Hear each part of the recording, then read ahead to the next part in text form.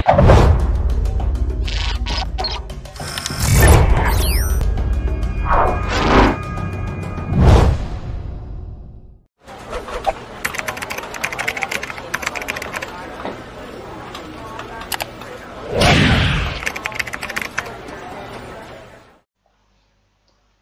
bismillahirrahmanirrahim. Assalamualaikum warahmatullahi wabarakatuh.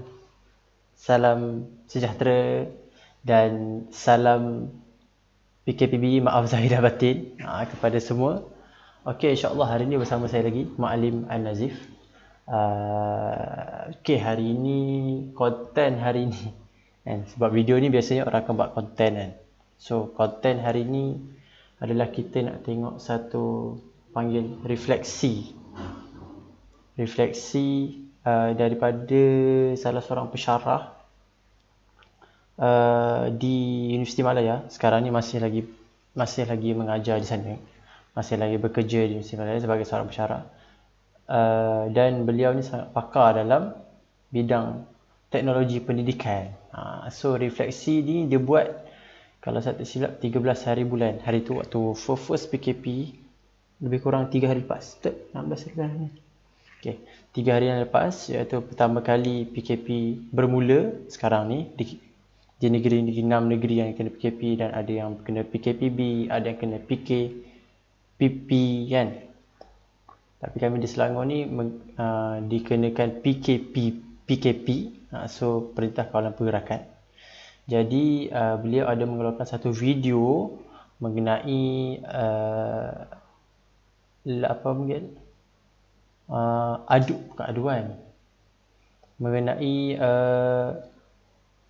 mengenai istilah dia,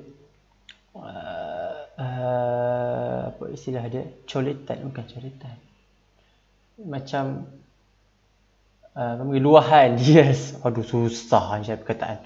Luahan daripada parents yang sekarang ni risau dengan pendidikan anak-anak, macam mana ni kan.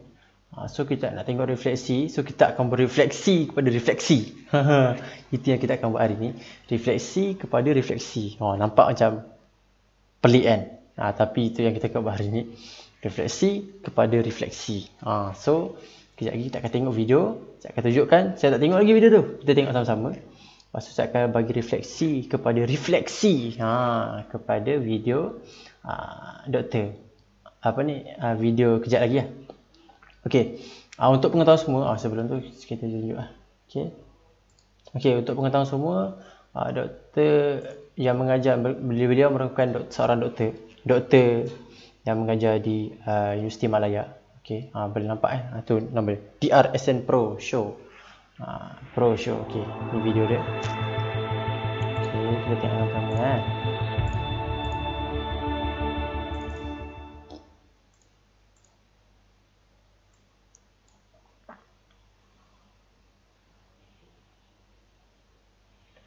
Hai, Assalamualaikum warahmatullahi wabarakatuh dan salam sejahtera. Apa khabar semua? Hari ini adalah hari pertama kita menyambut PKP. Jadi saya Dr. Syaril, dan pada sesi ini saya ingin kongsikan dengan anda semua saya punya refleksi lah. Saya tak kata refleksi lah, mungkin jawapan yang pernah saya berikan atau saya kongsikan pada beberapa orang ibu bapa. Untuk makluman, beberapa hari yang lepas, dalam hari Jumaat, Sabtu, kalau saya tak silap, ada beberapa orang ibu bapa yang bertanyakan pada saya berkenaan bagaimana pembelajaran anak-anak pada sesi akan datang. Sebab waktu tu kita masih belum diberi, ataupun kita punya PM belum lagi kongsikan berkenaan dengan PKP, darurat semua ni. Tapi dah ada rumours kan pada hari Jumaat, Sabtu lepas. Apa yang berlaku adalah bila mereka bertanya pada saya menjawab jawapan yang hampir sama dengan tahun lepas. Saya jawab, pembelajaran anak-anak pada hari ini memang akan guna teknologi. Memang akan gunakan internet. Yang itu kita tak boleh nafikan. Jadi, kepada ibu bapa, paling simple saya kata, kepada ibu bapa, cuba usahakan untuk sediakan kemudahan-kemudahan ini supaya anak-anak boleh meneruskan pembelajaran. Bukan saya kata kalau tak ada internet tak boleh belajar. Still boleh belajar, tetapi lambat sedikit. Dan apabila kita semua ada internet, apa yang boleh berlaku adalah anak-anak akan lebih mudah menjalani sesi pembelajaran mereka walaupun mereka tidak dibenarkan untuk ke sekolah secara fizikal. Okey. Jadi jawapan yang saya berikan pada ibu bapa. Oh, tapi sebelum tu saya share dulu apa yang ditanya. Ditanya tentang macam mana persekolahan anak-anak. Lepas tu ditanya macam mana nak pilih sekolah. Kan? Ada yang tanya pilih pusat tuition, something like that. Ada yang tanya tentang sekolah agama. Ada yang tanya tentang macam mana pembelajaran tu, adakah kita nak tunggu sampai penyakit ni hilang.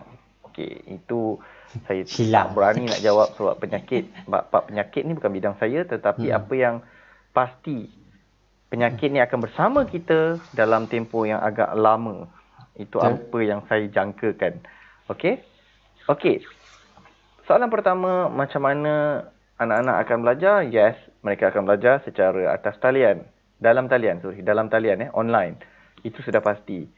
Dan mungkin ini antara ketakutan ibu bapa jugalah. Dia tanya, oh tahun lepas jalankan kelas secara dalam talian pun online ni macam tak berapa efektif. Yes, kebanyakannya saya terus terang saya cakap kurang efektif kerana kebanyakan para pendidik, guru-guru, pengajar ni dia hanya hantar bahan saja dalam WhatsApp group.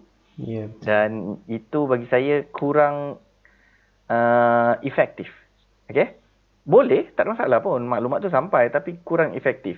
Sebab dia just dalam WhatsApp group. Okey, jadi apa lagi yang saya bagi refleksi pada ketika itu adalah kalau boleh, kalau nak cari sekolah ke, nak cari organisasi ke, carilah pendidik-pendidik, pengajar-pengajar yang boleh mengajar menggunakan gadget, tools, teknologi. Maksudnya bukan semata-mata cari cikgu yang bagus, pengajar yang bagus, guru yang bagus, pendidik yang bagus, tetapi cari juga golongan pendidik, pengajar yang mampu menggunakan teknologi untuk berkomunikasi dengan para murid dan para pelajar ni lah. Jadi kita perlukan kemahiran-kemahiran ni zaman sekarang. Dan bila kita dah dapat, kita kena tengok pula jadual bagi kelas-kelas online ni. Adakah mereka menggunakan jadual yang berstruktur dan sistematik atau setakat belasah je hantar bahan-bahan tu. Suka hati dia orang. Suka hati mereka lah. Sampaikan kita tak boleh nak rancang kita punya aktiviti harian. Ibu bapa ni tak boleh nak rancang aktiviti mereka. Jadi carilah, itu jawapan saya lah, carilah guru-guru, pusat tuition ke, sekolah-sekolah private ke, sekolah agama ke, sekolah-sekolah harian biasa ke yang mampu menjalankan kelas secara dalam talian. Itu memang pasti. Sebab para pelajar, para murid akan menjalankan pembelajaran mereka secara dalam talian bermula 20 hari bulan ini. Okey. Seterusnya, dia tanya soalan lagi. Soalan lain adalah, perlu ke nak tunggu sampai penyakit ni habis baru nak belajar? Saya kata jangan. Teruskan pembelajaran. Dan apa yang kita perlukan sekarang ni adalah para pengajar, pendidik yang mampu deliver pengajaran menggunakan tools. Okey. Kita bukan hanya nak mereka boleh hantar bahan menerusi medium. Yang default ni kita pernah dengar lah. Tahun lepas banyak bahan dikongsikan dalam WhatsApp group. Ya. Bukan itu sahaja yang kita nak sekarang ni. Sekarang ni, kita mahukan pendidik, pengajar yang mampu menyampaikan bahan pengajaran mereka menggunakan medium. Dia gunakan Teams ke, dia gunakan Meet untuk berjumpa murid-murid, pelajar ni dalam talian.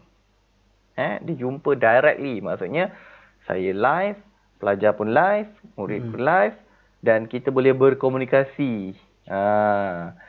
Okey? Dan seterusnya, kita juga perlukan para pendidik, pengajar yang mampu merakamkan sesi pengajaran mereka, iaitu pre-recorded video, dan video itu dikongsikan dengan para pelajar. Bukan hanya dibagi link kelas orang-orang lain.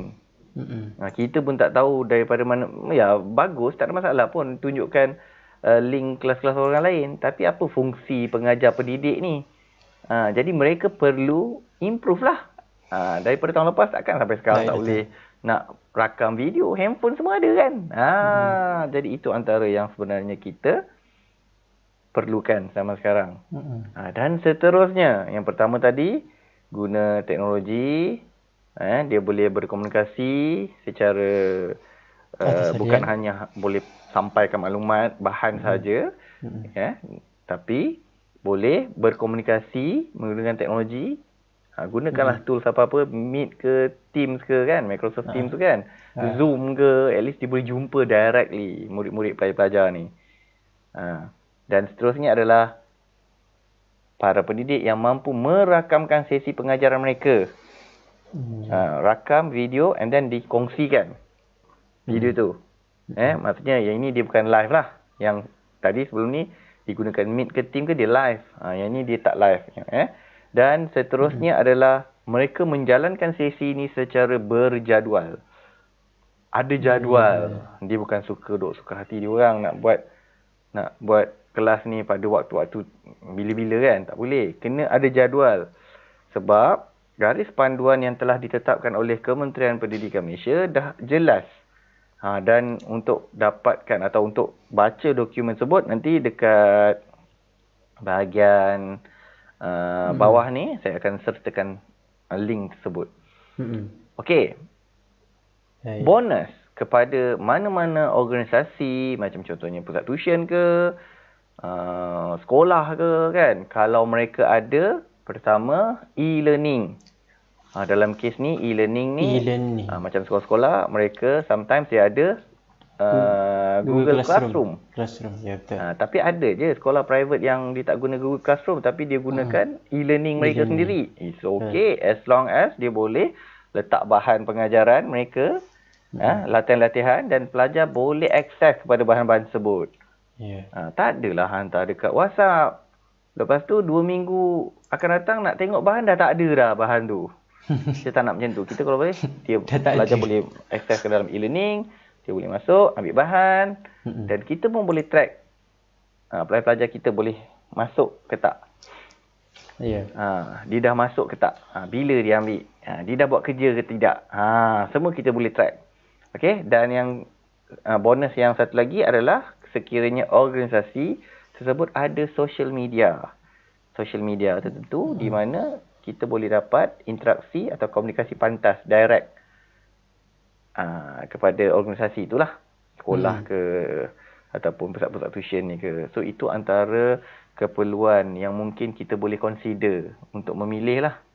Kita nak pilih mana-mana pusat tuition, mana-mana sekolah, kita boleh gunakan dia macam checklist lah. Itu antara checklist. Kita boleh tengok juga testimoni lah, testimoni parents terdahulu. Okay? Jadi saya rasa itu apa yang saya ingin kongsikan pada hari ini, iaitu jawapan yang pernah saya kongsikan. Jadi saya rakam video ini supaya boleh memberi panduan kepada ibu bapa yang lain. Untuk dapatkan video yang lebih terperinci, bukan terperinci, lebih panjang lah. Sebab saya ada huraikan, detailkan. Boleh rujuk kepada video ini. Okay, video ni.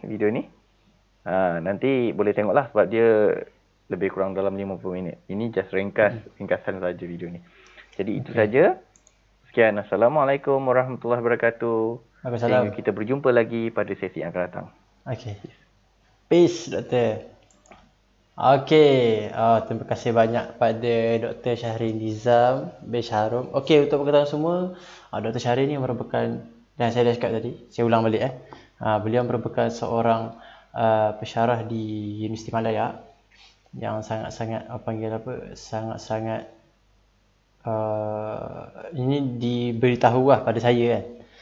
Oleh student-student dia, beliau sangat-sangat power dalam bidang teknologi dan pendidikan. So mana-mana cikgu-cikgu yang masih ataupun tenaga pengajar, pendidik yang nak tahu macam mana nak menggunakan teknologi, khususnya dalam masa-masa sekarang ni PKP, nak guna teknologi dalam pendidikan, nak tahu, okey, boleh terus tengok YouTube dia pun ada. Boleh pergi dekat YouTube dia di RSM Pro YouTube.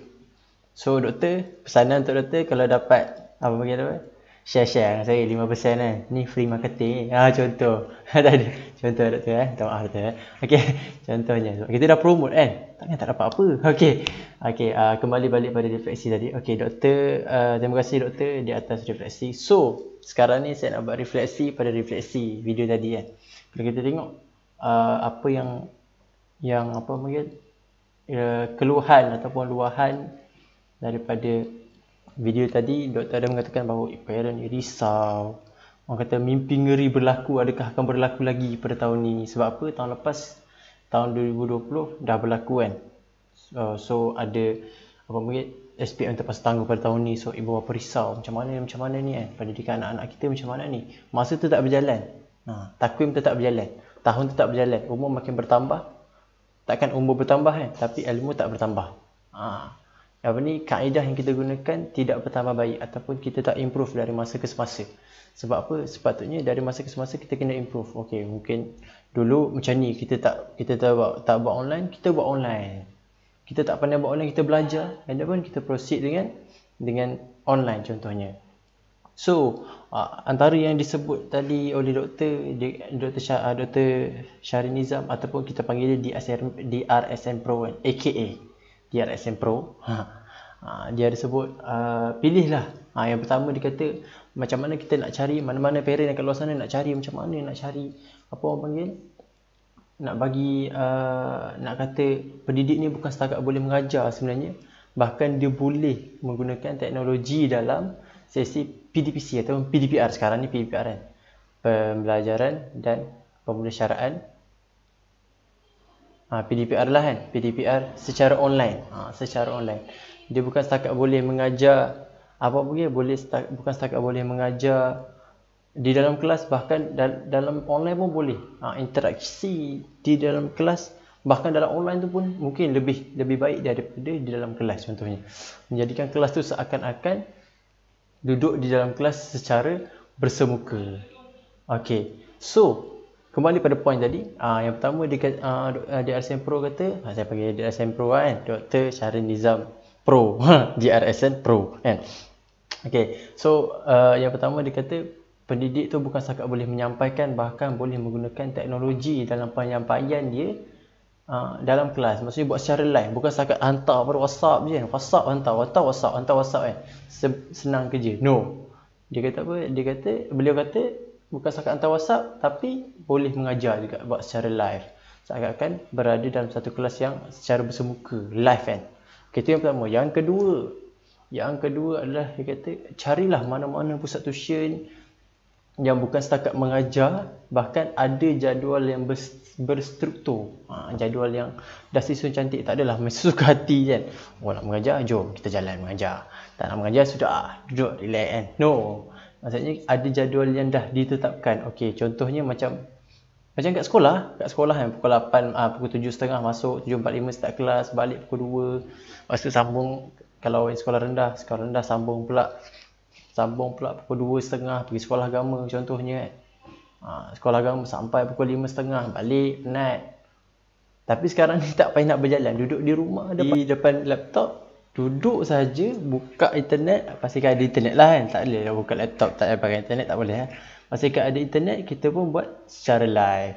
So yang pertama tadi saya kata, yang pertama adalah cari pendidik yang boleh mengajar, bukan setakat secara bersemuka, bahkan sekarang secara live. Yang kedua, pandai menggunakan gadget, boleh menggunakan perisian-perisian sebagai contohnya Google Meet, Zoom. Sekarang ni pun ada yang OBS dan sebagainya. OBS, nak tahu pasal OBS kan? Kalau nak tahu, insyaAllah boleh ikuti di page Umar Zaid. Kami akan adakan kelas OBS Studio untuk macam mana kita nak. Sekarang ni kita tengah OBS lah, pakai OBS Studio. Kita rakam ada border apa semua kan. Kalau nak tahu, insyaAllah nanti kita akan buat satu training OBS Studio bersama dengan DRSN Pro juga. Sebab apa, beliau ni sangat-sangat power, sangat-sangat hebat. Sebab Pro kan, DRSN Pro, Pro dalam bidang-bidang teknologi pendidikan ni. So antara yang device ataupun app ataupun orang panggil apa, apa istilah dia, kaedah yang digunakan OBS Studio. Nak tahu, insyaAllah nanti boleh ikuti kami update tentang OBS Studio latihan seminar latihan OBS Studio di page Facebook Umar Zaid Center, FB Umar Zaid Center. Okey, kembali. Yang pertama tadi guru yang boleh mengajar, bukan setakat secara offline, online juga. Yang kedua, pandai menggunakan gadget, menggunakan kamera. Sekarang ni dah ada kamera handset baru-baru canggih kan. Yang ketiga, Yang ketiga, ada jadual yang berstruktur. Seperti mana yang telah ditetapkan oleh Kementerian Pelajaran Malaysia, KPM. Kena ada jadual yang berstruktur, tak adalah sesuka hati nak buat kelas apa semua. Bila nak bagi latihan, sesuka hati nak bagi latihan. Yang ketiga adalah menggunakan e-learning ataupun yang mudah sekarang ni Google Classroom. Google Classroom, so boleh hantar nota, boleh hantar kerja-kerja supaya murid-murid ni bila dah belajar balik rumah buat latihan seakan-akan macam situasi dalam sekolah, tapi sekolah atas talian. SAT. Seperti mana kami jalankan di Umar Zaid Center, SAT. Alamak, tiba-tiba SAT pula kan. Okay, so Google Classroom. Dan last sekali, yang terakhir adalah merakamkan situasi dalam kelas. Maksudnya, tengah buat kelas ni pakai phone ni kan, contohnya pakai phone. And then, dia rakamkan situasi ataupun keberadaan di dalam kelas, anak-anak muridnya macam mana, apa semua kan. Maksudnya dia rakamkan kelas tu berlangsung bagaimana. Supaya apa? Supaya bila mana-mana pendidik yang tengok, jadi inspirasi, menjadi titik tolak, menjadi anjakan paradigma. Masya Allah, anjakan paradigma. Contoh anjakan bahasa orang panggil sastra kan. Bahasa tu kan. Bahasa Melayu. Anjakan paradigma untuk pendidik ni lebih terkehadapan, lebih semangat. Tak adalah dia buat kelas seorang. Aku je buat kelas kan, contohnya. Cikgu lain tak buat pun, contohnya kan. So bila kita rakamkan, kita share dekat Facebook ataupun kita share dekat mana-mana, menjadi salah satu rujukan kepada ibu bapa ataupun cikgu-cikgu ni cikgu boleh buat, takkan aku tak boleh buat kan. Benda tu jadi semangat, titik tolak untuk lebih terkehadapan. Okey, so jadi saya ucapkan terima kasih. Kita akhiri video ni. Dah habis dah refleksi. Itu refleksi saya. Refleksi. So InsyaAllah mana-mana ibu bapa yang risau tentang anak-anak, macam mana anak-anak aku ni kan, macam mana pendidikan anak-anak kita ni kan, risau dengan mimpi ngeri yang tahun lepas tiba-tiba datang kembali kan. Dengan situasi sekarang ni kita tak tahu apa yang berlaku, bagaimana makin hari makin bertambah. Mungkin PKP ni insyaAllah berkurang mungkin, tapi kita tak tahu. Semakin hari semakin naik, sama je kan. Berapa lama benda ni akan kekal di dunia, bukan di Malaysia, di dunia, kita tak tahu. Takkan kita nak terus berdiam diri kan, duduk di celah-celah lorong tanpa berlakukan apa-apa. Sampailah anak sebab apa kita takut generasi akan datang ni terkebelakang disebabkan kita sebagai pendidik-pendidik yang tak ambil inisiatif ataupun ibu bapa yang mungkin kita sebagai ibu bapa ada inisiatif tapi kita tak ada cara. Mungkin yang nak cari cara, insya-Allah kami di Umar Zaid Center sekarang ni tengah jalankan kelas agama online, secara online, semuanya online. Sekarang ni baru-baru ni kita ada training bahasa Arab, bengkel bahasa Arab pun secara online, percuma sahaja. Mungkin lepas ni ada sedikit bayaran. Sebab apa, kita akan buat satu lagi program pecutan terakhir untuk anak-anak SPM kita. Sebab apa, SPM ni bulan 3 yang tahun lepas ni dibawa ke bulan 3. Dahsyat sekarang ni, dahsyat, sangat-sangat dahsyat. Mimpi ngeri sedang berlaku kan. So ibu bapa tak nyenyak tidur fikir macam mana anak aku ni esok ni. Seolah tak ada. Kelas online tak ada, macam mana ni nak cari kat mana. InsyaAllah kami sedia membantu ibu bapa sekalian, parent-parent yang mana mencari kelas online. InsyaAllah kami ada menjadikan perkhidmatan ataupun sedia membantu tuan-tuan dan puan-puan sekalian. Semoga mana-mana yang tengok video ni boleh share dan boleh semoga terinspirasi. Mana-mana nak tahu macam mana kami jalan kelas online, boleh tengok di Facebook Mak Zahid Center, boleh follow, mungkin boleh share pada orang lain, ataupun bila dah share tu, dah tengok tu, buatlah kan. Tak adalah tengok je. So tengok, buat. Kalau contoh ada apa-apa soalan, macam mana kami buat, apa kaedah yang kami buat, kami gunakan phone je. Sekarang ni pun guna phone je kan. Nak tahu macam mana kami buat, boleh insyaAllah. Kami akan sedia upaya untuk kita kongsikan ilmu antara kita sebagai seorang pendidik. Sebab apa? Kita tak nak generasi akan datang ni ketinggalan disebabkan kita. Berdosalah kita. Berdosa. Sangat-sangat dahsyat. Berdosalah kita sebagai pendidik yang tak buat apa-apa sebabkan hancurnya sebuah generasi. Mungkin sebabkan kita tak buat apa-apa ni, generasi di bawah kita hancur. Tak ada pendidikan. Sebab sekolah tak ada dan sebagainya. Kita tak tahu. Mungkin sebabkan sekecil-kecil perkara menyebabkan kehancuran sebesar-besar perkara. Kita tahu. So, kita usaha, insyaAllah Allah akan buka jalan pada kita. Okey, itu sahaja daripada saya petang ni. Dan mana-mana parent yang ingin bertanyakan tentang kelas agama online ataupun kelas online yang kami jalankan di Umar Zahid Center, boleh terus komen di bawah di Facebook Umar Zahid Center. Yang mana tengok video ni, boleh komen di bawah bertanya, ataupun boleh kontak nombor 013-655-2542. Itu personal saya. Nombor personal saya, insyaAllah saya akan cuba jawab. Dan boleh juga kontak 011-6393-6700, admin Umar Zahid Center. InsyaAllah kami akan cuba jawab secepat mungkin soalan-soalan ataupun orang panggil keluhan-keluhan, luahan-luahan ibu bapa yang mohon meminta tolong untuk menyelamatkan anak-anak mereka yang kelemasan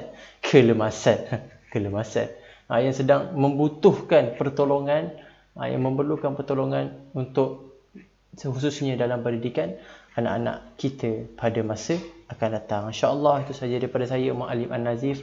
Semoga kita berjumpa lagi pada masa akan datang. Lain masa insyaAllah, panjang umur, jumpa lagi. Apa pantun? Jika ada sumur di ladang, boleh saya menumpang mandi.